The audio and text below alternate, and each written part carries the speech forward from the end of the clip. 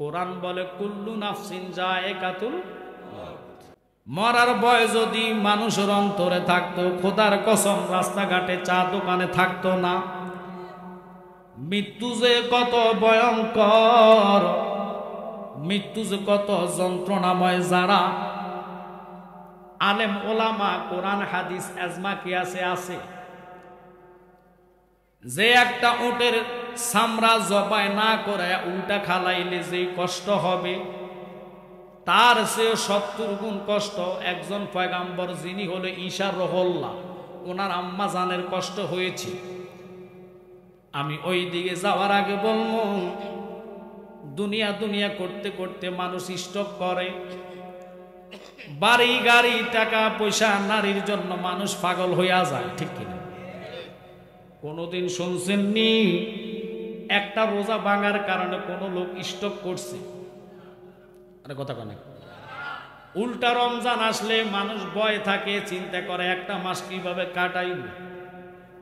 আর যারা রোজাদার তাদের কাছে তো নেয়ামত।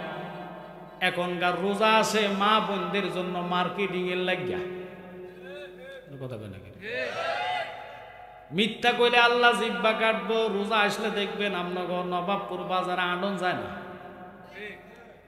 মার্কেটে ঢুকা যায় না মহিলাদের জন্য, কিন্তু রোজা তো আসছে 11 মাসের গুনাহ জ্বালানের জন্য। কথা বলে মাহে রমাজান মার্কেটিং এর জন্য আসে নাই। মা বোনেরা শুনে নেন গো মা, 11 মাস পরে রইল মার্কেটিং করতে পারবেন। আল্লাহ মাহে রমজান এত দামি কেন, এত সম্মানী কেন? রমজানকে জিগাইলাম, প্রশ্ন করলাম, তোমার এত দাম, এত পাওয়ার, তুমি যখন ঘুরে 11 মাস পরে আসো, আল্লাহ 7টা জাহান্নামের দরজায় তালা লাগায়। আর কথা কন না কেন? রহমতের দরজা, জান্নাতের দরজা খুলে দেয়। তুমি রমজানে মারা গেলে মানুষের আযাব হয় না। তুমি রমজান এমন একটি রমজান, 11 মাসের গুনাহ শুধু জ্বালা নেন, ওলি হইতে বলে মাহে রমজানের ইবাদত লাগে। 1 রাকাত নফল পড়লে ফজরের সওয়াব দেয়, ফরজের সওয়াব দেয়। কথা কন না কেন? ওই মাহে রমজান রে জিগাইলাম, তুমি কেন এত দামি, এত সম্মানী? রোজা কয় আমি দামি ছিলাম না, সম্মানী ছিলাম না, আমি দামি হয়েছি একমাত্র আমার মাসে কোরআন নাজিল হয়েছে। খারাপ লাগতেছে আপনার? ও কোরআন তোমার কারণে নাকি রমজান দামি? তুমি কার কারণে দামি? হায় হায় চিল্লা না, আমার নবী কেমন দম। এই নবীর ইজ্জতের চাদর নিয়ে বাংলাদেশের কিছু জালেম নামে শয়তানেরা টানাটানি করে, সকালে একটা বিকালে আরেকটা। আসেনিও? আরে সুন্নিরা জীবন দিতে শিখেছে, ঈমান দিতে শিখে নাই। তোমাদের পূর্বপুরুষ টান দাও, এজিদ মস্তকের জন্য ঈমান দিয়েছে, ঠিক কিনা? কিন্তু আমরা ঈমান দিতে শিখি নাই। হুসাইন কয় না না ভাই, আমার 70 বার যদি আল্লাহ দুনিয়াতে আবার পাঠায় তবু আমি শহীদ হইব, লেকিন তোমার একটা উম্মত রে জাহান্নামে যাইতাম দিতাম না। সালাতুন ইয়া রাসূলুল্লাহ আলাইকুম, সালামুন ইয়া মাশাআল্লাহ, সালাতুন ইয়া রাসূলুল্লাহ আলাইকুম, बना दे मेरे सीने को मदीना, निकालो बारे गम से सफीना, सलातुन या माशाअल्लाह, सलामुन या। ও কোরআন তুমি কেন এত দামি? 30 পারা কোরআন, রোজা কয়টা? মারহাবা, মিলছি নিও। এই মিলার আলোচনায় আমি করে যাবো, যেটা শুনেন নাই চেষ্টা করবো এটা শোনানোর জন্য। তবে ওয়াদা করবেন, যদি ইমান লয়া নয়, জাররা পরিমাণ সরিষা পরিমাণ ইমান লয়া কোনো ব্যক্তি যদি কবরে যায়, আমি জালালি গ্যারান্টি না, কোরআনে কয় নবী তারা সারা জান্নাতে যাইতো না। এখন আমরা কয়জন নবী চিনলাম? কোরআন রে তুমি কেন এত দামি? তোমার জন্য 30 দিন রোজা এত দামি, ওই রোজার কারণে 7টা জাহান্নামের আগুন হারাম। আল্লাহ ফাকের এত বড় আইন, মাহে রমাদানের দিনে আমার নবীজি বলছে 3 বার আমিন। কেন? যারা রমজান রাখা সিয়াম পায়া নিজের গুনাহ মাফ করতে পারে নাই, তার মতন কোফাল ফোরা নাই। আর আমরার দেশে কিছু কিছু দেখবেন স্বাস্থ্যবান লোকেরা মাহে রমাদানের দিনে রোজা রাখে না, সুস্থবান রোজা রাখে না, সিয়াম সাধনা করে না। যদিও রাখে, সিয়াম তো খিদার্ত, শুধু খিদার্ত থাকার নাম নয়, উপবাস থাকার নাম নয়। কথা কন না? মাহে রমজান এত দামি কোরআনের কারণে। ও কোরআন তুমি কেন এত দামি হইলা? তোমার কারণে রমজান দামি। কোরআনকে আমি দামি ছিলাম না, দামি হইতাম না। আমার যদি মুসা নবীর উপরে নাজিল করতো, আমি শ্রেষ্ঠ গ্রন্থ হইতাম না। আমার যদি আদম নবীর উপরে নাজিল করত, আমি এত দামি হইতাম না। ইব্রাহিম খলিলুল্লাহর উপরে দামি যদি নাজিল করত, আমি এত দামি হইতাম না।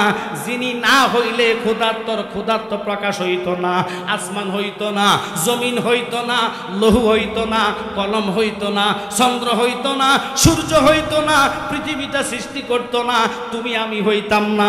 ওই নবীজির কারণে কোরআন যেহেতু দামি হয়েছে, ওই আল কোরআনের আলো ঘরে ঘরে জালো। যারা স্লোগান দেয় মানে না, তারা হইল বড় মুনাফিক। কোরআন তুমি আলো জ্বালতে পারবানি, কোরআন আমার কোনো পাওয়ার নাই। হুজুর এটা কি বলবেন? নাই নাই, কোরআনের পাওয়ার নাই। কেন নাই জেনে নেন, শুনে নেন। 30 পারার হাফেজ হইলেন, দাওরা পাশ করলেন, মুফতি হইলেন, মুহাদ্দিস হইলেন, লা ইলাহা ইল্লাল্লাহ দাবি। কিন্তু আল্লাহ কয় আমার যদি দাবি করো কখনো পাইতা না দলিল ছাড়া।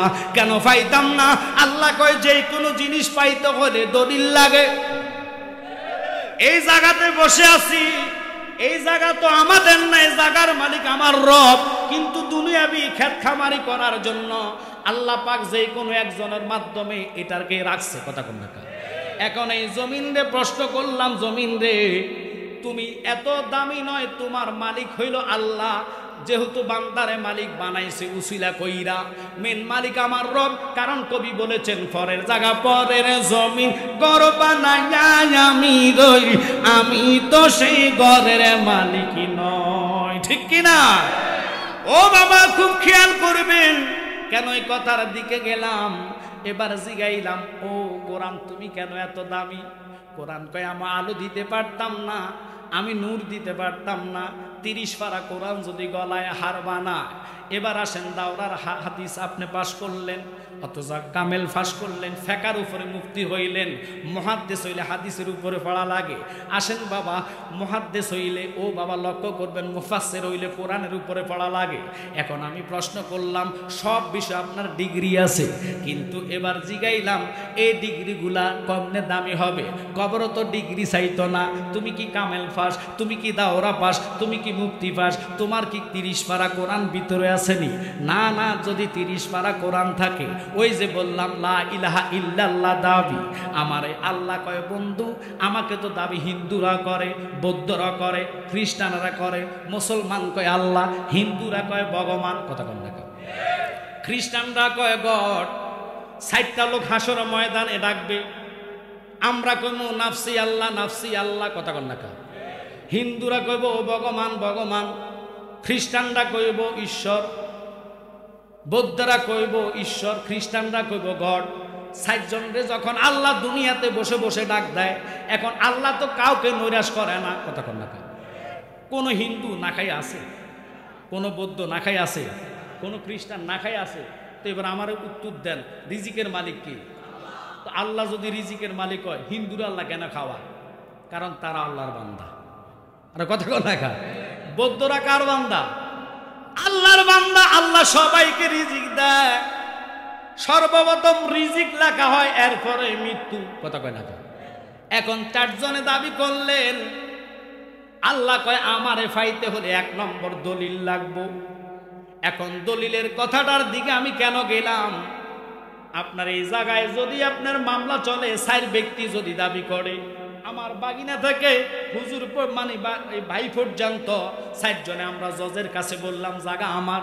জজ সাহেব কইব কাগজপত্র দেখান, দলিল যার সঠিক তার জায়গা হবে, ঠিক কিনা? আমি যদি কই স্যার আমার দলিলটা তো ম্যাগি বিজ্জা নষ্ট হয়ে গেছে, স্যারে কইব সমস্যা নাই, ফাঁসা গুড়ান 2টা মাইর দি। এই কথা কইলে কি খাটবো? লাগবো কিটা? দলিল। কেন এই কথা বললাম? আমাদের দেশে যারা আছে কোরআনের স্লোগান দেয়, কোরআনের আইনে দেশ চালাইব, কিন্তু নিজে কোরআনে নাই। যদি নিজেরা কোরআনের আইন মানতো, কেমনে ফুলা বলৎকার করে? কথা কন না কা? রাসূলের ইজ্জতে আঘাত করতে তাদের কলিজায় আঘাত হয় না, ভয় লাগে না, ফুলা বলৎকার মসজিদের ভিতরে করে। কথা কন না কা? কত বড় দুষ্ট তারা! তাদের কাছে দেশ নিরাপদ হবে, এটার গ্যারান্টি পৃথিবীর কেউ দিতে পারবে না। জালালি শুরুতেই বললাম দেশ ঠান্ডা হবে না, খোদার কসম জালালি নাফাক জবানে বলে যাইতেছি, চ্যালেঞ্জ করলাম যদি আমার কথা সঠিক না হয় জুতা দিয়া ফিটবেন। কেউ এই রহস্য এখনো বাইর করতে পারে নাই, কিন্তু জালালি গভীর রাত্রে চিন্তা করলাম এই দেশের কেন এত রাহাজারি, মারামারি, কাটাকাটি, খুনাখুনি, কেউ কাউকে মান্যতা নাই, শিক্ষকের হাতে লাঞ্ছিত হচ্ছে ছাত্রের হাতে শিক্ষক। কত বড় অপমানি হচ্ছে বাপের হাতে নয়, সন্তানের হাতে বাপরে থাপড়ায়, মাকে ঘর থেকে বাহির করে দেয়। এই ধরনের আচরণগুলা দেশে এখন দেখা যায় কি যায় না? এটা কিয়ামতের আলামত। খুব খেয়াল করবেন রে বাজান। কেন এই কথার দিকে গেলাম? এত গজব কেন? ওই আল্লাহ কইছে আমি যুদ্ধ ঘোষণা করলাম। আল্লাহ বন্দুক দিয়ে যুদ্ধ করা লাগে না, রাইফেল দিয়ে করা লাগে না, বোমাইরা করা লাগে না। আমি জালালি গ্যারান্টি দিয়ে বললাম, যিনি এই দেশের বর্তমান প্রধান উপদেষ্টা ডক্টর ইউনূস, আমি ফাই মাহফিলে বলি উনার বিবেকে দরকার না দরক কিছু করার নাই। আল্লাহর কসম, যতদিন ওলি আল্লাহর মাজার ভাঙার বিচার সঠিকভাবে না করব রে, এই দেশে কখনো আর ঠান্ডা হইব না। কারা কারা কথা তুলে দেন? নারে তাকবীর, নারে রিসালাত, আহলে সুন্নাত ওয়াল জামাত। নবী ওলির দুশমনেরা, মিলাদ কিয়ামের দুশমনেরা মারহাবা।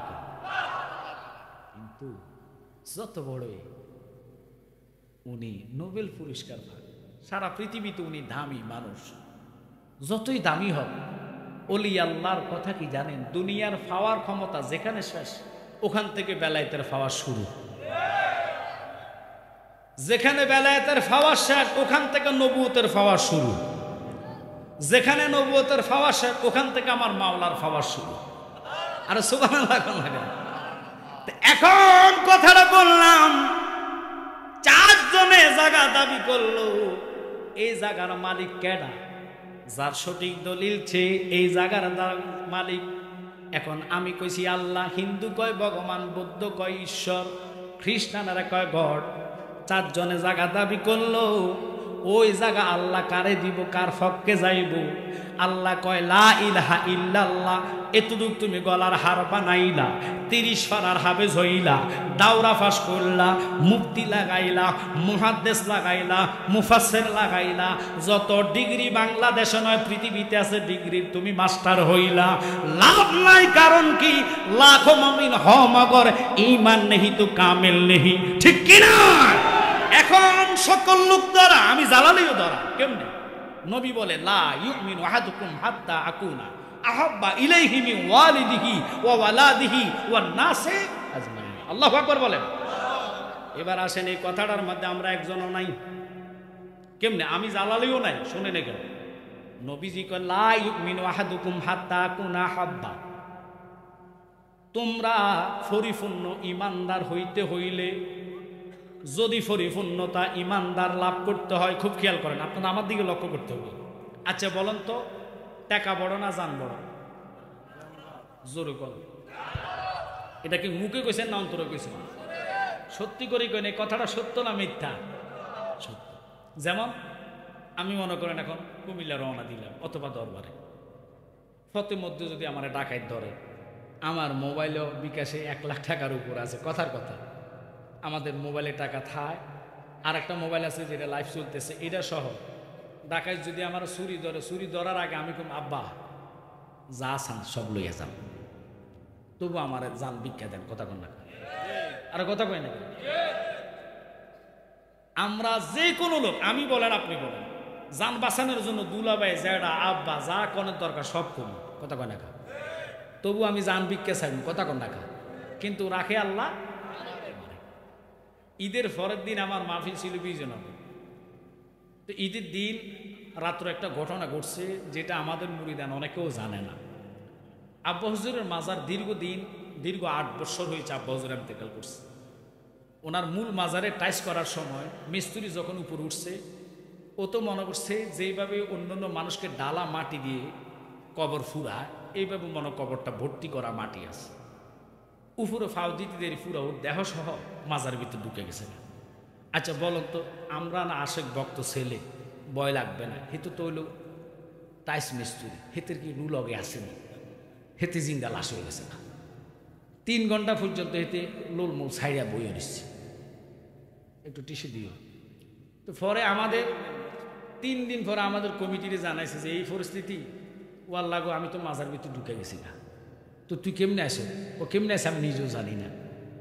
পরে কমিটির লোক যাইয়া দেখে ঠিকই মাজার পুরা একেবারে মানে আব্বা হুজুরের দেহ তখন দেখা যায় নাই, কারণ আমরা হার্ডবোর্ড দিয়েছি, হার্ডবোর্ডের উপরে মাটি দিছি, এইভাবে ছিল এটা।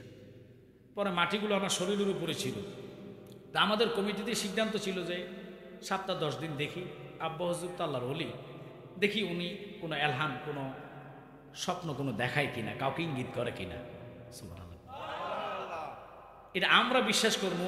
নেটের যারা আসো বাবা, এই কথাটা তোমরা নেটে ছাইরো না, কারণ তোমরা বুঝবা এই কথা আমি কইলাম, আমার বক্তবিন্দু বা যারা সুন্নি জামাত লোক তারা মানবে, আর যারা হেই লাইন এটি কাটতে সিটটা কইব তো এদের ব্যবসা করার লাগে বই রয়েছে। আর কথা কয় না কেন? কারণ হেই করো কোরআনের আয়াত দিয়ে নবীরে চিনাইতে পারি না, আমার কথা বুঝি তারা মানাইতে পারি না, ছেড়ে দেন। এবার আসেন, আপনাদের কি খারাপ লাগতেছে? পরে 7-10 দিন অপেক্ষা করার পরে কমিটি আমার ভাই মোবারক জালালি সাহেবকে বলছে যে উনি তো আমাদের দরবার সভাপতি, মোশাররফ জালালি ছিল বড়, উনি হলো মেজো, ওই হিসেবে ওনাকে আমরা সভাপতি করেছি, আপনি সম্মান দিতে জানলে আপনি সম্মান পাইবেন। আমার আব্বা জানে, মাইন্ড করবেন না, আমরা 8 ভাইকে আব্বা ডাইরেক্ট বলছে গদিনিসীন কাউকে করা যাবে না, তোমাদেরকে খেলাফত দিলাম, আমার সন্তান তোমরা, কারণ আমরা ফিরের গোষ্ঠী মোল্লা কাজিমউদ্দিন যিনি 1450 মসজিদের প্রতিষ্ঠাতা, তো ওনার নাতি আমার আব্বা আবেশাল মাদানী হুজুর ওনাকে খেলাফত দিয়েছে, বিরাট ঘটনা। তো উনি এইভাবে বলছে যে আমার সন্তান, আপনারা বলেন তো যে আম গাছে কি আম ধরে না কাঁঠাল ধরে? তো এটা বুঝতে হবে, ফিরের সন্তানের ঘরে ফিরে জালালি রক্ত তো আমাদের দেহে আছে, যারা মানে তারা নিঃসন্দেহে মানে, কথা বলেন না কেন? আর যারা মানবে না, যারা বেয়াদব, দেখবেন বিভিন্ন কথা কয়ে তারা কাটাবে, যদি এইটা কইবে। কারণ ইমাম হাসাইনকে যদি মানতেন এজিদ, তাহলে নবীকে পাইতেন। আবার কথা ঠিক আছে? হুসাইনকে পানি দেয় নাই, হুসাইনের দৃশ্য এবার বাংলাদেশে উদ্ঘাটন হয়েছে রইসুদ্দিনকে দিয়া। এরা যে এজিদের বংশ, এরা যে এজিদের আওলাদ, সে পানি মুখের সামনে নিয়ে মনুষ্য অবস্থায়, মায়ের খাওয়া অবস্থায় তাকে একটা ফোঁটা পানি দেয় নাই, তাতে বোঝা গেছে বাংলাদেশে এজিদের আওলাদরা আছে। আপনারা কি একমত? এখনো ওনার বিচার সুষ্ঠুভাবে হয় নাই। হুসাইনের বিচার করবে আল্লাহকে আমি নিজে হাসর ময়দানে। আর কথা কন না কা, দুনিয়ার বিচারে আমরা সন্তুষ্ট না, তবু আমরা আন্দোলন করেছি, কারণ আমরা জানি আল্লামা ফারুক হুজুরের হত্যার বিচার এখনো হয় নাই, হাসর ময়দানে হবে। এটা আপনাদের বিশ্বাস হয় কি হয় না? কার কার হাত তোলা দিয়ে দেখান। নারায়ে তাকবীর, নারায়ে রিসালাত, আহলে সুন্নাত ওয়াল জামাত। খুব খেয়াল করেন। পরে ভাই বলছে যে আচ্ছা আমি দেখি, মাজার তো অনেক উঁচে দেখা যায়, আপনাদের দেশে মই অথবা সঙ্গা চিনেন তো? ওইটা দিয়ে ভাই ওইটা দেখে যে হাঁটবে। পরে খায়ের সাহেব আমাদের দরবারের দেখশনের মধ্যে আছে, কমিটির একজন, উনি আব্বাহুজুর মনে হয় মাজারে নাই। আল্লাহর ওলিরা যেহেতু হাদিসি সরি কি কয় যে একটু খেয়াল করবেন, আল্লাহর ওলিরা যখন এন্তেকাল করে লা খাউফুন আলাইহিম ওয়া হুম ইয়াহজানুন, ওনাদের কোনো বয় নাই, চিন্তাও নাই। বিশেষ করে তাফসির মাজহারির মধ্যে আল্লামা ইমাম সানাউল্লাহ ফানিপতি 558 পৃষ্ঠার মধ্যে বলে কুওয়াতান আফসাদে ফায়াজ হাবুনা মিনাল আরদে ওয়াস সামাই ও জান্নাতে ওয়ুদাম্মিরু আদাকুম ইনশাআল্লাহু তাআলা। ওলি আল্লাহ ইন্তেকালের পরে তাদের বেলায়েতি শক্তি 40 গুণ বেড়ে যায়। তারা আসমান ভ্রমণ করে, জান্নাত ভ্রমণ করে, দুনিয়ার এই প্রান্ত থেকে ওই প্রান্ত ভ্রমণ করে, ভক্ত যেখানে মুরাকাবা মুশাহেদায় ডাক মারে হাজির হইয়া যায়। আচ্ছা বলুন তো, যতগুলো লোক মুরিদ হয় একটা লোকেও কয় না যে হুজুর আপনি আমারে আপনার বাপের দেখার জন্য এই চোখ বানায় দেন বা আপনার মতো হক মতো যোগ্য করে দেন। যে মুরিদ হয় হেতে গো বাবা আমার ফুতের বিদেশ আঁকা মানাই, বাবা আমার জাগালয় মামলা চলে, কথা বলেন ঠিক কিনা? আমার ফেডের কাম, আমার ইদা, আমার সন্তান নাই, ছেলে দেন, কথা কয় না, ইটা লইয়া যায়। কিন্তু আদত আমরা মুর্শিদ ধরেছি কেন? মুর্শিদ অর্থ হলো পথ প্রদর্শক। কথা বলেন না কেন? এবার বলতে চাইছিলাম, আমার ভাই বলছে না আব্বা হুজুর হাট বোটের নিচে আছে। পরে বিরাট ঘটনা, ঈদের দিন আমরা সবাই বসছি, আমার ঈদের দিন মাহফিল তাহিরি ভাইয়ের সাথে ছিল সোনারঘাটে, আমি ওই মাহফিলে যাই নাই। কেন যাই না? যে দীর্ঘ 8 বছর পরে বাবার মাজারটা কোড়া হবে, আমার তো বিশ্বাস আল্লাহর ওলিদের কাফনও মাটি লাগবে না। সুবহানাল্লাহ কোন থাকে। আর ওলি আল্লাহ তো অনেক দূরের কথা, রেজবি সাহেব হুজুর একজন মুরিদ, এই যে ক্যান্টনমেন্ট আপনারা যায় খবর লই সাবের বাজারের কাছে, 11 মাস পরে ওনার দেহ উঠাইছে, আল্লাহর কসম কাফনটা যেই বাবা রাখছে এইভাবে পড়ে আছে। আর আমার আব্বা হুজুরে আমি নিজের চোখে দেখছি, উনি এন্তেকালের সময় আমি নিজে গাড়িতে ছিলাম। আমার সৌভাগ্য, ওনার দয়ার বিনিময়ে আমি যেই বছর হজ করছি ওই বছর আমি আকবরী হজ পেয়েছি। অর্থাৎ জুমার দিন যে হজটা হয় এটাকে আকবরী হজ বলা হয়। আল্লাহর হাবিব বলে যারা জুমার দিন হজ পাইবে, এই হজটা তুমি 70 বার হজ করলে যে সোয়াব, জুমার কারণে ওই সোয়াব আল্লাহু আকবার করো, ওটার নাম আকবরী হজ বলা হয়। তো আমার আব্বার হুকুম নিয়ে আমি হজে গেছি, যাক ওইটা বড় না। তো এখন আমরা 8 ভাই যুক্তি করলাম যে বাইরে মানুষ তো জানানো ঠিক না, কারণ এটা শরীয়তের বিরোধিতা কাজ। যদি আমরা আলেম ওলামাকে এখন জানাইতে হয় বিরাট ঘটনা হবে। এখন নেটের জমানা, আরো বর্তমানে মাজারগুলা কারো কাছে নিরাপদ না, কথা বলেন ঠিক কিনা? ওই দেশের প্রেক্ষাপটে আমরা সিদ্ধান্ত নিয়েছি না আজকে রাত্রে করব, ঈদের দিন রাতের 1টার পর আমরা সবাই উজুদাস করে মিলাদ কিয়াম করে আমার ভাই সৌরভ জালালি সহ আমি সহ আব্বা হুজুরের মাজারের নামে মাটি সরাইলাম। আল্লাহর কসম, আমার কাফনটা যেভাবে টানাটানি করছে আমি ওনার কাফন ধরে টানছি, কিন্তু ওনার কাফন ইচ্ছা আরো শক্ত, যেইভাবে রাখা হয়েছে ওনার হাতগুলা নামাজের শুরুতে রয়েছে। তো এই জন্য বলি আসলে আল্লাহর ওলিরা মরে না, জিন্দা। কোরআন সত্য না মিথ্যা? ওলি আল্লাহরা যে জিন্দা এতে কোনো সন্দেহ। কোরআন কইছে কুল্লু নফস, বুঝেন নাই অর্থ? নফসের মৃত্যু হয়। কিসের মৃত্যু হয়? মানুষ মরে না। যদি মানুষ মরে যাইতো কবরে ফাঁস দিয়া কোনো লোক সালাম দিত না, ঠিক কিনা? আপনাদের দেশে সালাম নাই মনে হয় না? কবরে ফাঁসে সালাম নাই? না, নাই নাই। আসসালামু আলাইকুম ইয়া হালাল। আচ্ছা বাবা, এটা কি বাংলাদেশের জন্য নাকি ইরাকের জন্য? সারা পৃথিবীর জন্য আইন। সকল মানুষ কবরে যখন যাওয়া হয় তাকে রুহু আবার ফেরত দেয়। কি বিশ্বাস হয় কি হয় না? এখন আমার কথা হলো কোনটা? জালালি নবী নবী করেছে, দেহ ওনার নবী নবী করেছে। দুনিয়াতে থাকা অবস্থা 10 বছর আগে ডিক্লার দিয়েছে যে আমি রমজানের 17 তারিখ এন্তেকাল করব। আল্লাহু আকবার। আমি ওইদিকে যাইতাম না। কেন গেলাম? আমার ফির ভাইরা অনেকে রাগ হয়েছে, ওনাদেরকে ফোন দিয়া কেন জানাইলাম না? আরে বেফতার, দয়ালের দয়া যদি হয় তুই ওখানে থাকতি, কথা কয় না, এখানে থাকা। তুমি যদি বেটার পাইতে চাও ওই পথে তুমি চলো, যেই পথে গেলে তোমার মুর্শিদ রে পাইবা। আমি জালালি কইলাম, যারা আমাদের ফির ভাই আছেন 5 ওয়াক্ত নামাজ ওজিফাটা করেন, মুরাকাবা তাহাজ্জুদের বিছনায় পড়ে করেন, যদি ফির দেখা না দেয় নাম ধরে মুত্তা দিয়ে এর চেয়ে বড় কথা নাই, ঠিক কি না? কিন্তু আমরা করি না। 1 ওয়াক্ত বললে 3 ওয়াক্তর খবর নাই। অনেকে জুমা পড়ে না। কি মাইন্ড করছেন আমরা? আরে কইবেন হুজুর নামাজ কি আমাদের জন্য নি? হুসাইন যদি 72টা তীরের আঘাত লইয়া সেজদার মধ্যে যাইতে পারে রে, আমরা সেজদা তো আমাদের কবুল হয় কিনা একমাত্র আল্লাহ জানে, কিন্তু নিয়মটা তো সিস্টেমটা হুকুমটা ধরে রাখতে হবে, ঠিক কিনা? কবুলের মালিক আল্লাহ। নামাজ থাক আর না থাক, ইমানের কারণে বেড়া পার। আল্লাহু আকবার কম। ইমান না থাকলে হাজার কোরআন তেলাওয়াত করেন, 30 দিন রোজা রাখেন, ওই রোজা আপনার জন্য বিপক্ষে দাঁড়াইব। কারণ বুঝা নিবেন, মাছ ধরলেন ডুলার যদি তলা না থাকে গো, মাছগুলা রাখা সম্ভব নেই। ইমান নাই, ইবাদতের দাম নাই। ইমান নাই, কোরআন তেলাওয়াতের দাম নাই। ইমান নাই, হজের দাম নাই। ইমান নাই, যাকাতের দাম নাই। এখন ইমানটা কি? ইমানটা কি? জালালি বললাম, যাওয়ার পথে যদি ডাকাত ধরে, আমি মোবাইল ফোন দিমু, বাবা কইমু জান ভিক্ষা চাইমু। আমার নবী কয়, উমর তুমি আমাকে কিরকম ভালোবাসো? উমর কয়, নবী গো আমি তো আপনারে মহব্বত করি। কয়, তুমি এখনো পরিপূর্ণ ইমানদার হও নাই।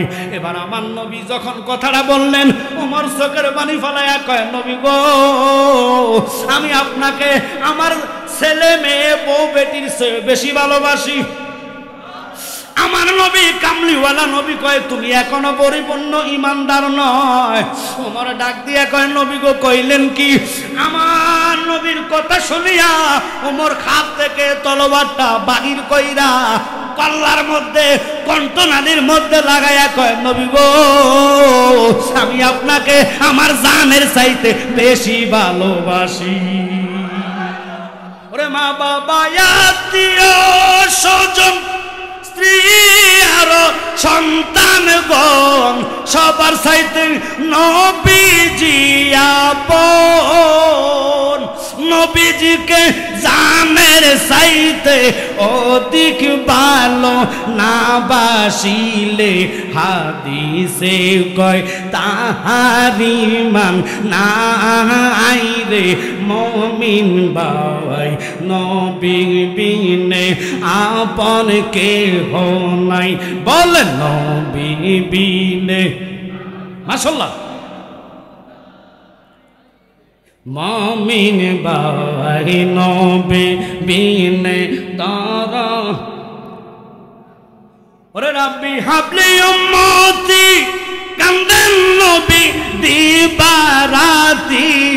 উম্মত সারা নবী কিছুই বুঝেন নাই। আল্লাহু আকবার বলে। সালালি কইলাম, ডাকাত ধরলো, আপনি বাবা কইবেন জান ভিক্ষার জন্য। আমার নবী ওমর জান দিয়া ভালোবাসার কারণে তুমি পরিপূর্ণ ইমানদার। এখন জালালি যদি বলি, বাসিরের মতন ছেলে ঘরে ঠিক মতন খানা দানা খাইতে পারে না। আমি জানি বাজার লক্ষ্য করবেন, এই ছেলেটা প্রেমের বাগান সাজাইছে, এটা কোনো ব্যবসার নিয়তে না, এটা একমাত্র নবী পাওয়ার জন্য সুন্নিয়তের স্বার্থে, ঠিক কিনা? ওই নবী পাওয়ার জন্য বাসিরের মতন লোকটা যদি মাহফিল সাজাইতে পারে, আমরা কয় বেলা নবীরে ডাক দেই। কোন দিন নবীর আপনি স্মরণ করলেন? একদিন তো ঘুমে স্বপ্নে দেখে আপনি নামাজের মুসলায় বৈশা নবী নবী করলেন না।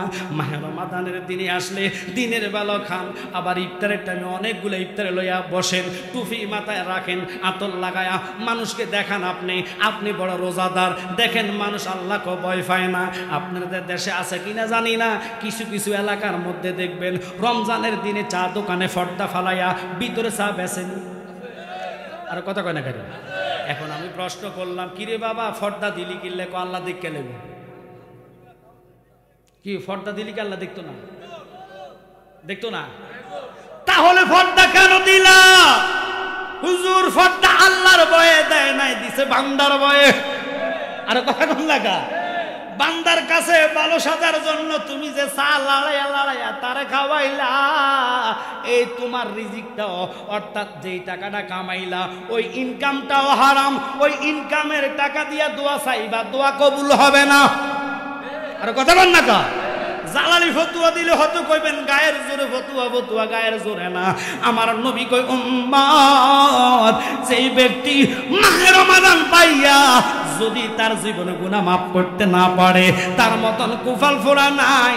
ওই রসুলরে আপনি এমন ভালোবাসলেন, জানের চাইতে মুখে অন্তর দিয়া না, যদি জান দিয়া ভালোবাসতো বাংলাদেশের মানুষ, এতগুলা মাজার ভাঙা হয়েছে, যারা মাজারওয়ালা লোক এই দেশে যদি না আসতো, কোরআন পাইতাম না, নামাজ পাইতাম না, সেজদা কিভাবে দেয় পাইতাম না। শাহজালাল ইমানি আল্লাহু আকবারের ধ্বনি দিয়া বাংলাদেশে ইসলাম জয় করেছে, ঠিক কিনা? এখন উনার মাজারও ভাঙার পায়তারা করেছে বাংলাদেশের সুন্নি জনতা। 12,000 দরবার, এবার রিসার্চ করে দেখলো 12,000 দরবার। আরে বাবা, এবার টেলিভিশনে সাংবাদিকরে প্রশ্ন করা হয়েছে, ফুলতুলি দরবার শরীফে যতগুলা লোক আছে, জামাত ইসলামের এত কর্মী নাই।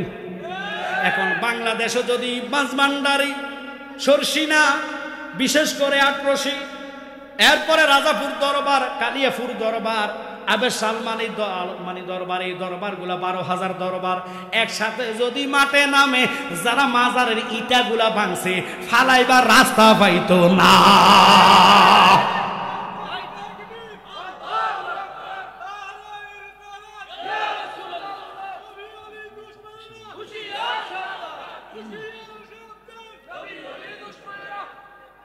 বানিয়ে ফালার ফিসা হুজুর আসলে, হুজুরের দোয়ার জন্যই তো বসছি। হুজুর আসলে আমি তো আনন্দ পাইছি কি জানেন, যে আমি তো প্রথম আনছে যে আমি লজ্জা পাইছি, যে আল্লাহ জানে। কারণ সিলেটে রাতের 1টার পর দিল জিকিরের সাথে মানুষ পুরা যায়। আমি নিজে ওখানে মাদ্রাসা করছি, ওখানে আমার খানকা আছে, যথেষ্ট মুরিদান আমার আব্বার দোয়া। আমি ওখানে রাতে 2টা 2:30 দৌড়লে, বিশ্বাস করেন কিনা জানি না, তো তাহিরি ভাই আসলে বলবে, মানুষ ফকের মতন ফিফরার মতন দৌড়াইয়া চলে আসে। যখন স্টেজে আসলে আমি মানুষ দিছি কয়টা, আর এখন মাঠ ভরে গেছে, আলহামদুলিল্লাহ কন্যা। তো এখন আসলে এটা জনপ্রিয়তা না, যার ভিতরে নবীর ফ্যান থাকবে, এতে সাত ওখানে থাকতে পারত না। আমার আব্বা কইতো, আমার নবী কি মহিমা জানে, ফরানো দরিয়া টানে, দূরে বসে ভঙ্গিমা দেখায়, ও মোর জালা রে, জালা কি দিয়া আজুরাই। একসাথে কর আল্লাহু আকবার। বলতে চাইছিলাম মরার ওয়াজ দিছে, কুল্লু নাফসি জায়গাতুল মউত। ও হাইবারা কয় নবী মরে গেছে, এটারা কোরআনে পড়ে নাই, কোরআনের তাফসীর জানে না, ব্যাখ্যা বোঝে না, বিশ্লেষণ করতে জানে না। আমার দিকে খেয়াল করেন, যদি মানুষটা মরে যায়, রূহ তার তখন থাকে না। একটু খেয়াল করেন, আজরাইলের দায়িত্ব হচ্ছে রূহ কবজ করা। বর্তমান যখন আসামি ধরা হয়, পুলিশ কোনো ডাইরেক্ট হাজতে মানে আপনাকে কোর্টে নেয় না। পুলিশের দায়িত্ব হচ্ছে চান্দিনা থানা হস্তান্তর করবে, সকালবেলা ফাইল রেডি করবে, কত ধারার মামলা, কথা কয় না, ওই ফাইল রেডি করে উঠে আসতেছে। স্লোগান দেন, নারে তাকবীর, নারে তাকবীর, নারে রিসালাত, আহলে সুন্নাত ওয়াল জামাত জিন্দাবাদ, জিন্দাবাদ, আহলে সুন্নাত ওয়াল জামাত জিন্দাবাদ, জিন্দাবাদ, বানিয়াপাড়া দরবার শরীফ জিন্দাবাদ, জিন্দাবাদ, বানিয়াপাড়া দরবার শরীফ জিন্দাবাদ, জিন্দাবাদ, রাজাপুরা দরবার শরীফ জিন্দাবাদ, জিন্দাবাদ, রাজাপুরা দরবার শরীফ জিন্দাবাদ, জিন্দাবাদ, নারে তাকবীর, আল্লাহু আকবার, নারে রিসালাত, ইয়া রাসূলুল্লাহ, আহলে সুন্নাত ওয়াল জামাত জিন্দাবাদ, জিন্দাবাদ, আহলে সুন্নাত ওয়াল জামাত জিন্দাবাদ, জিন্দাবাদ, বানিয়াপাড়া দরবার শরীফ জিন্দাবাদ, জিন্দাবাদ, বানিয়াপাড়া দরবার শরীফ জিন্দাবাদ, জিন্দাবাদ, বানিয়াপাড়া দরবার শরীফ জিন্দাবাদ, জিন্দাবাদ, হুজুর কিবলার আগমন, শুভেচ্ছা স্বাগতম, ফতেপুরের পক্ষ থেকে লাল গোলাপ শুভেচ্ছা, এই এলাকার পক্ষ থেকে লাল গোলাপ শুভেচ্ছা, নারে তাকবীর, আল্লাহু আকবার, নারে রিসালাত, ইয়া রাসূলুল্লাহ, আহলে সুন্নাত ওয়াল জামাত জিন্দাবাদ, জিন্দাবাদ। সকলে বলুন আলহামদুলিল্লাহ, আলহামদুলিল্লাহ। আমাদের মাঝে বানিয়াপাড়া দরবার শরীফের হুজুর কিবলা উপস্থিত হয়েছেন, কিছুক্ষণের মধ্যে হুজুর আলোচনা করবেন। আমাদের মাঝে রাজাপুরা দরবার শরীফের হুজুর কিবলা উপস্থিত আছেন এবং জুনাইদ সিদ্দিকী হুজুরও আমাদের মাঝে উপস্থিত আছেন। সকলে বলুন আলহামদুলিল্লাহ, আলহামদুলিল্লাহ। বাবাজান, সকলকে অনুরোধ করবো ফাঁকা জায়গাগুলো ফিল আপ করে বসে যাবে। আমি হুজুরকে বসে 1 মিনিটও দেরি করবো, এটা আমার খাসালত না। ওনার দোয়া, বিশেষ করে রাজাপুর পিসেবের দোয়া নিয়ে আমি চলে যাব, আপনাদের থেকে বিদায় হব। শুধু একটা কথা দিয়ে যাচ্ছে, দাওয়াত ঈদের পরে যদি সম্ভব হয়। আব্বা হুজুর তো আসলে চান্দিনা অঞ্চলে যথেষ্ট মুরিদান আমাদের আছে।